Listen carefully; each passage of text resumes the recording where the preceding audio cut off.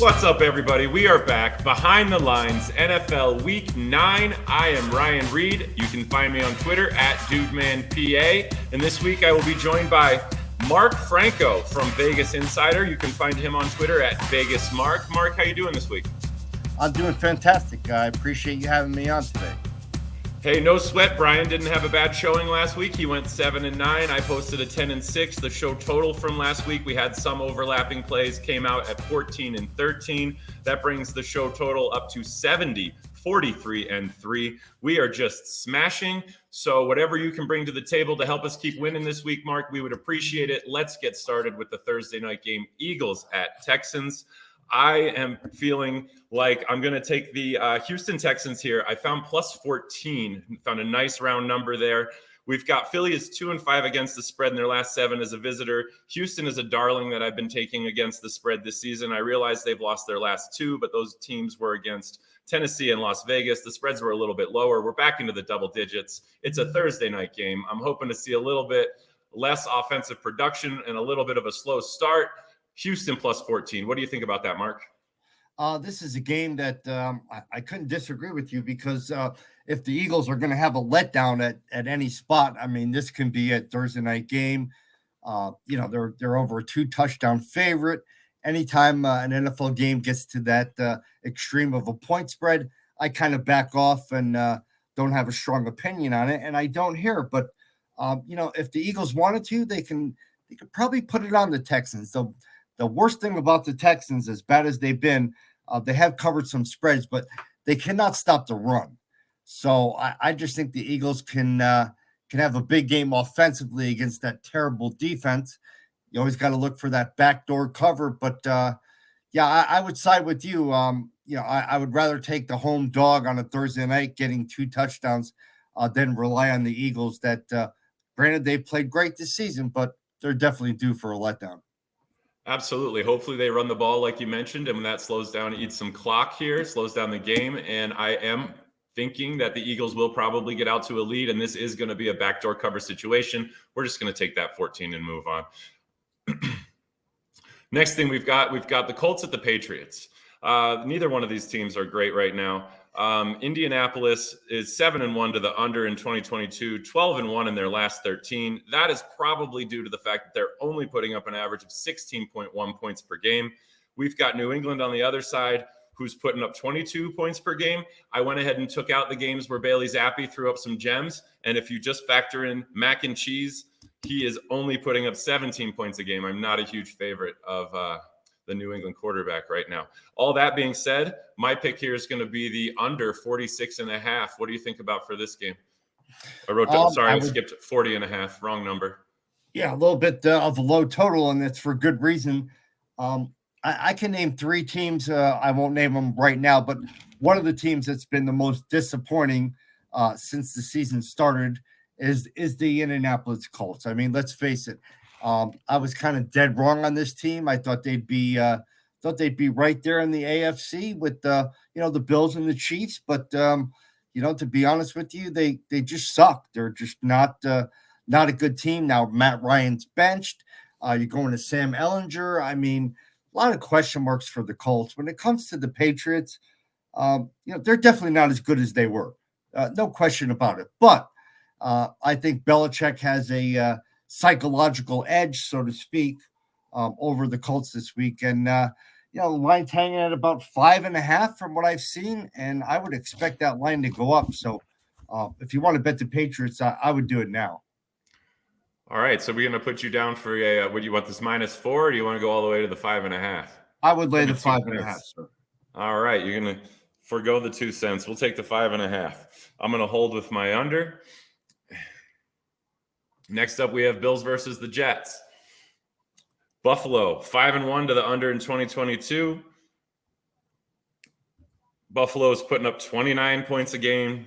New York Jets putting up 22. Jets are only giving up 20 points a game, and Buffalo's only giving up 14. You think we have a chance to put another under on the board here, even though Buffalo's been pretty solid offensively? I'm looking for the under 46.5. I could not disagree with that. Again, we're talking a divisional game, and The Jets have kind of hung tough. It's very difficult to go against Buffalo, but when you're laying double digits in the NFL, you always try to find a groove for the underdog in the game, and it's very hard to do so here. I mean, Buffalo has just had a spectacular last couple of years against the spread, but again, it's a little bit larger than I would anticipated. So I might lean to the Jets here, catching the points. And again, to side with you, I would think if the Jets have a chance to cover this spread, it's definitely going to go under the total. Absolutely. I kind of agree with you there. And that's what I was looking at as well. I think we're just going to have enough in that game to slow it down. A lot of these are won and lost on one possession or one turnover. And we are looking for a very slim margin. We're just trying to put ourselves on the positive side of those outcomes. So you want the points or the under on this one? I'll go with the points. All right. 11.5. Dolphins, Bears. Did the Dolphins not cover the spread yet this year? What do the notes say? Let's see. 4-1 ATS last 5. I don't really have any notes on the Bears. I'm not a huge fan of the Bears offense. The Dolphins have looked good lately. I think I just want to take the home dog here, and somebody must have posted something broken. I actually bet this line right here at plus 6.5 minus 133 about an hour and a half ago. So that was my play in this game, which looks to be off the board. What were you thinking for Dolphins Bears? I'm going to disagree with you. I think, obviously the Dolphins are an away favorite, not a good spot, but when Tua is in the game, they're a totally different team. We saw what happened for a game and a half or 2 games when he wasn't able to be the starting quarterback. And Miami's got weapons all over the place. The Bears defense is not that good. I think Chase Fields is going to be a better quarterback moving forward once he gets a little bit more experience there.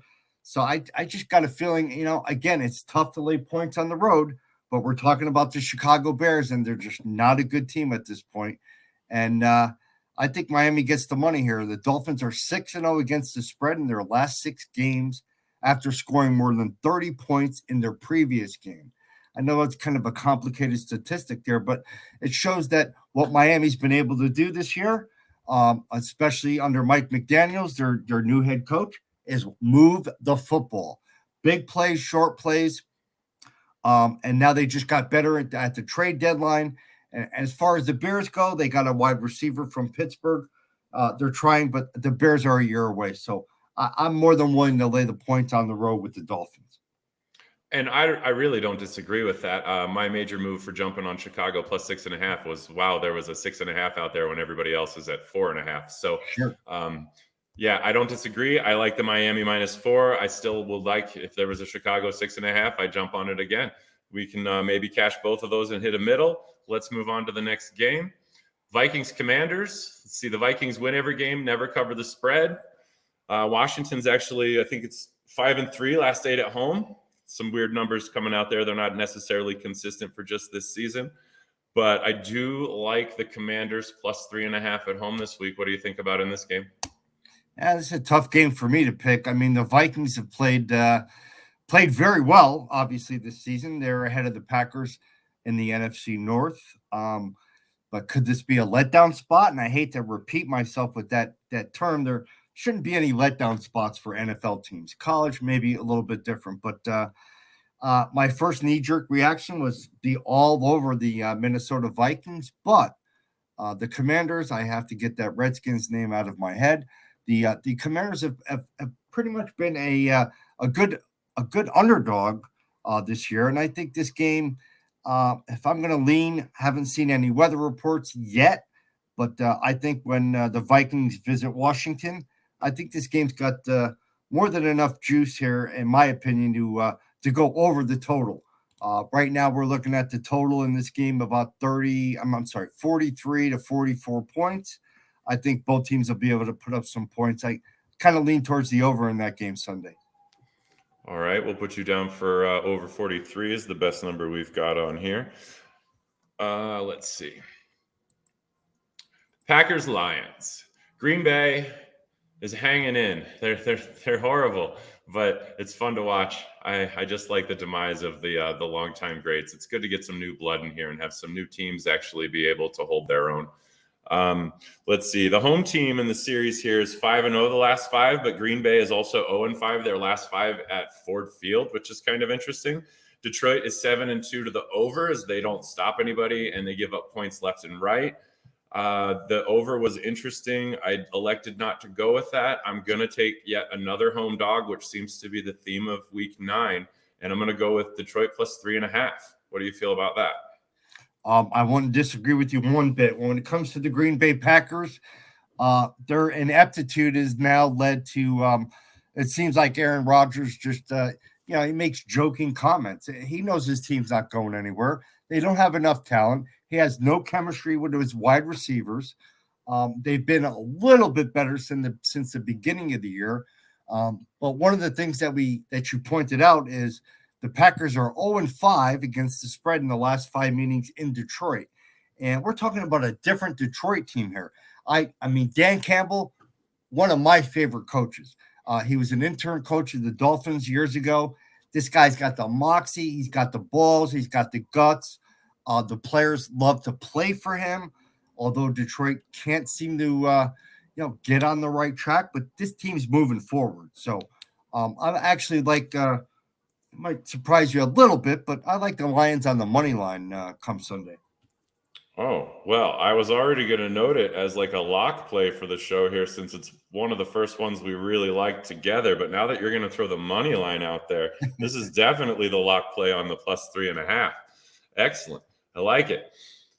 Chargers, Falcons. Falcons been covering the spread. I think they struggled the last couple of weeks due to what's that? They were the favorites. Is that what it was? They definitely didn't have a lot of plus points at home. Sorry, I'm struggling to find the notes on that game. LA is 4-1 to the over in the last 5. Atlanta bleeds a lot of points and scores a lot of points. So if we're going to look at points against at 25 and points for at 25 for Atlanta, and then we have the Chargers putting up 23 a game and bleeding 27, this is just screaming over all over it for me. So I know this number is a little bit high. I'm jumping on the 49 before it climbs any further.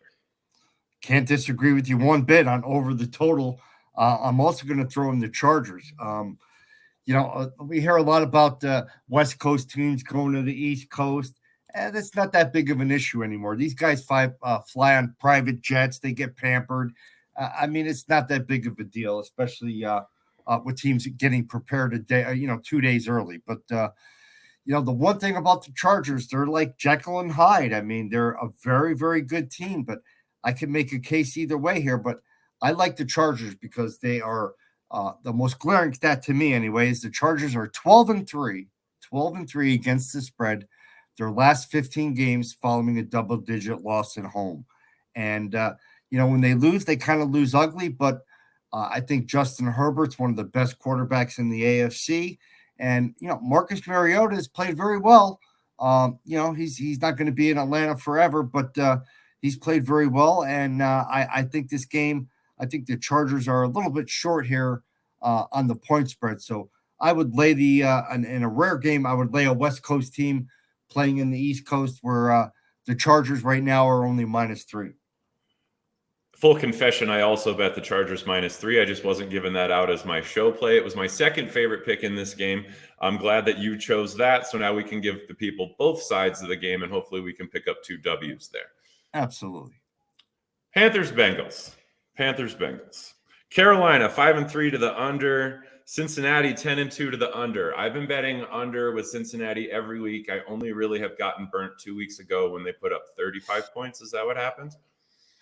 Yep. Let's see. We've also been taking. Did this move? Yeah, the Bengals opened at -9.5. Now they're down to 7. So that makes me feel good about an under as well because they're thinking that the score is going to be a little bit closer. I don't think either team is really putting up a bunch of points. Carolina, 19 a game. Cincinnati, 23 points against. Carolina, 23. Cincinnati, 20. So, we're looking at a 43 right there. I have, just for that reason, I went and picked an alternate line here to get off the hook, and I went under 43.5, and I see that everything has bled itself down to 42.5. What are you thinking about for this game? Well, interesting game. I mean, are we going to believe a little bit in the Carolina Panthers now that they fired their coach? Obviously, they had a big win against Tom Brady in Tampa Bay. And, when it comes to the Bengals, Jamar Chase being out is kind of a big thing, but I don't think it's a huge thing for Joe Burrow. I mean, he still has a lot of offensive weapons, but this line is ticked up. Like you mentioned, the total's pretty hanging right where you said, but Cincinnati's up taking to -7.5. They are playing at home. Tough game for me to read. I would have to pass on this game, possibly make a second half wager, depending how the game is unfolding. I agree with that analysis 100%. I will stick to my guns with my under 43.5 if anybody wants to go find an alternate number there. But other than that, I would take a pass. Raiders, Jaguars. This is another game where I think I want to take the West Coast team playing on the East Coast and the points. We've got Las Vegas 3-0 against the spread, 6-3 for the last 9. Their over is 4-2-1. The Jaguars have a pretty decent defense. They're only giving up 19 points a game. Las Vegas is scoring about 23. The teams, I don't know. I don't have a really good reason here. I'm just taking the Raiders minus the 1.5. For me, I got this crossed off my sheet early. These are two teams that are pretty much train wrecks. I mean, Jacksonville, not so much. Doug Peterson comes in. He's a good coach. He just got to get that team more mature and make it his own. It's only his first year, and we've seen the struggles with Jacksonville on offense. And when it comes to the Raiders, being somewhat of a home fan here in Las Vegas, the Raiders have been atrocious. There's no other word to say it. They absolutely suck. There's a whole lot of moving parts that are going on. Their offensive line is the number one glaring issue. Derek Carr hurt his back during last week's game. They get shut out against the New Orleans Saints. Granted, the Saints have a good defense, but there ain't that many teams that get shut out anymore in the NFL. So I think it was a disgraceful performance by the Raiders. And when we're talking about them on the road, the Raiders are 0-7 against the spread in their last 7 road games versus a team with a losing home record, which obviously Jacksonville has. So if I found $20 on the ground, bud, and I picked it up, I would not bet it on this game. That's for sure. I agree with you 100%. I think if we were to take it, I would no bet that game for sure. It makes the most sense because a lot of things are going against one another. We really don't have a nice quality edge for that. Seahawks, Cardinals. Seahawks have covered the last 3 of the last 4 in this meeting with the Cardinals. The Seahawks have been playing well. This is a game where I was once again looking for a total, not necessarily a spread. We've got 26 and 23 points per game, respectively, for these two teams, and they both give up 25 and 26 points per game. If you can catch a 49, go for it. What do you think about this game? Well, I've been very, very impressed with the Seattle Seahawks. Geno Smith, I mean, I don't know of anybody in the NFL community that thought he was going to be as good as he is now this deep into the season. And because of him, the Seahawks have big play capability. But against the spread, both these teams are terrible. I can go on and on about the Seahawks record against the spread is just not good whatsoever.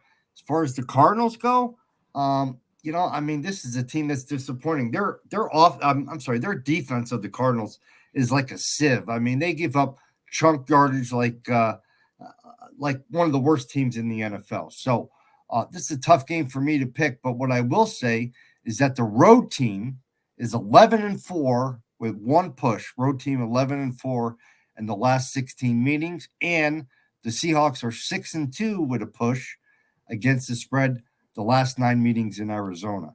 Believe it or not, I would have never believed I would said this in the beginning of the year, but let's go with the better quarterback with the Seahawks on the road with Geno Smith over Kyler Murray.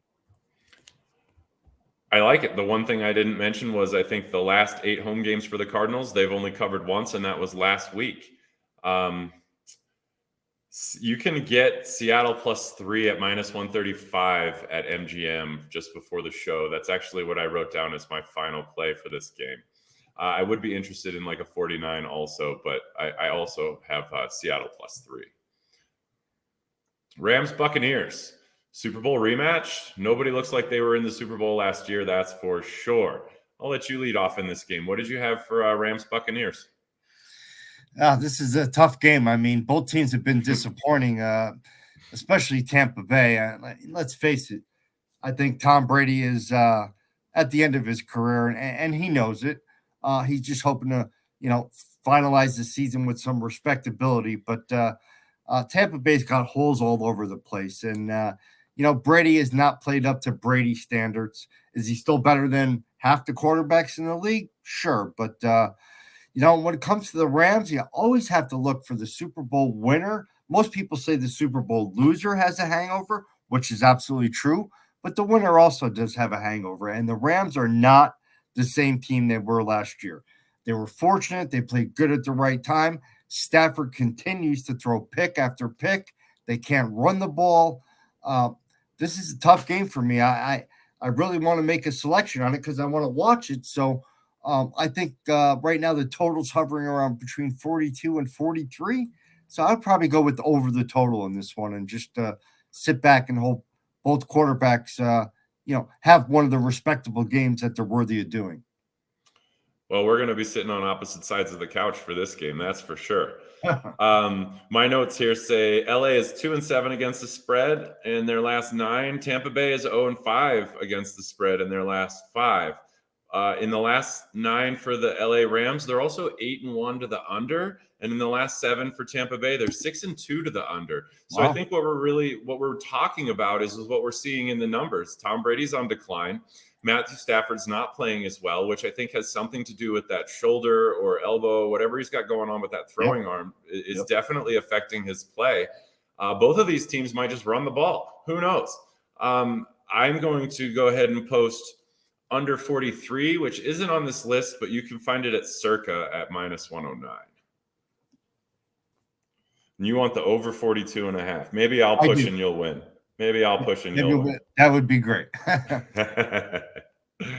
All right. Titans Chiefs. I think I'm going to go against a cardinal rule here, and that is never bet an under in a Chiefs game. That's probably just a personal rule for me.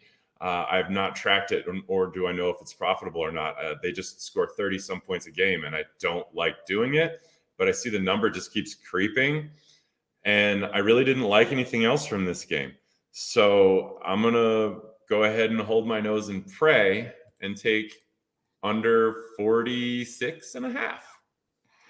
Yeah, I do see that's what the line is right now. Kansas City went from -11.5, and now it's up to 12.5. And this is one of the lines I scratch my head about. I make my own odds when it comes to NFL based on my power rankings and based on pretty much what I watch week after week, game after game. And I think this line is very overinflated. I mean, the Chiefs have the firepower to beat anybody by 30 points, but I just don't see this game. It's a Sunday night game, tough place to play. Arrowhead is a madhouse, but I think the Tennessee Titans have enough veterans on that team. I know Tannehill was out, but it's going to come down to this game. It's very simple to handicap. Can Tennessee run the ball against the Chiefs defense? With Derrick Henry, I say absolutely. The more he runs the ball, the shorter the game gets, the less time the Chiefs have the ball on offense. So I think laying over double digits, one of my rules, like you had mentioned, is I want to never lay double digits in the NFL. But I have to have a pretty good reason to take double digits. And in this game, I think the Titans plus right now they're hanging around 12.5, and I wouldn't be shocked if this line goes to 13. So I'm going to gobble up those points. And on Sunday night, it might be a slow, methodical game without a lot of big plays, but I like the Titans plus the points. So I'm going to pencil you in for a plus 13 here because I agree with you. I think this line is going to move that far. You might have to wait another day or two to get there. Yep. Keep an eye on it, but I do think it gets there. If it ends up not getting there, I'll pull you back down to the 12 and a half. Fair enough. I think that a lot of what you said makes sense with where I'm coming from and wanting the under 46 and a half. Tennessee scores and gives up 18 to 19 points for a reason, and you outlined a lot of that. So we can move on to the next game. Ravens Saints, last one of the week. The Saints, they hurt my feelings last week. I needed Vegas to cover the spread, or I needed the over, and that shutout just kind of kiboshed the whole thing for me. That was no good. But we can come back this week and get some more money by betting on the Ravens in New Orleans. What do you think? I want the Ravens minus 2.5. What do you got here? This is a game I probably will not be involved in from beginning to end. Maybe an in-game play or a halftime play, but let's not put too much into what the Saints did last week. Obviously, they shut out the Las Vegas Raiders, so that's not saying a whole lot. When it comes to Baltimore, this team is just like such a Jekyll and Hyde team. Their defense just get gouged every week, and I could just see the Saints taking advantage of that, even though they're not a good offensive team. But Monday night, when we're talking about Monday night, I can stress to everybody, don't bet the game just because it's a Monday night game. If it's one of the plays that you like, fair enough, but don't bet it just to bet it. So in a situation like this, I think you're better off watching the first half. And the one thing about this, though, that is tempting is taking a home dog on Monday night. I don't have the exact stats in front of me, unfortunately, but dogs on Monday night over the course of 30 years that I've been in this business usually cover more than they don't. But I think the way to look at this game is go back and forth. And like I said, hopefully it's a good, entertaining game on Monday night because we haven't had too many of them. Fair enough. So we'll go head-to-head on this one. You'll take the Saints. I'll take the Ravens. That's going to be a wash for us. I'll tell you what I can probably get you on board with, though. If Mark Andrews doesn't play, should we just play some Isaiah Likely receiving yards? Oh, God. If he doesn't play, that's a whole different ballgame for the Ravens. But, I would say yes, for sure. I would agree with you. Yeah, and I'm guessing since Andrews is questionable, I didn't look at Likely's numbers yet, but let's see what they have him at. What I usually do is being that we're in a Thursday night here, Thursday afternoon, I do my due diligence on Friday to scour over the injury reports because a lot of times, not always, but if guys don't practice on Friday, the chances of them playing on Sunday are not real good. But there is exceptions to that rule each and every week. This is true, but you're right. For a rule of thumb, it's probably not a bad one to go by. Well, do you have any extra bets you want to throw out there for the people this week? I think that covers every game. We've got a bet for every single game. We've got a couple bets in a couple of games, and I think we're going to have a nice, another profitable week. You got any extras? That's about it. I'm looking forward to watching the World Series. More of a fan than anything, but I do have a little ticket in my pocket for the Phillies to win the World Series. So hopefully that goes good. But we're right in full stride now in the NFL. So anybody who wants to find out more about me, just go to VegasInsider.com. My name is Mark Franco, senior handicapper on the website, and I look forward to maybe talking to you again. This was a fun show to do. Absolutely, Mark. We'd be happy to have you back on. And if you guys want to find the rest of my stuff, hop on over to Scores and Odds and sign up. You can get the rest of my picks and all the other experts there. Every single pick from today's show will be in there in the next hour or two. So enjoy, and I hope we crush one more week. That's all I got. We're out.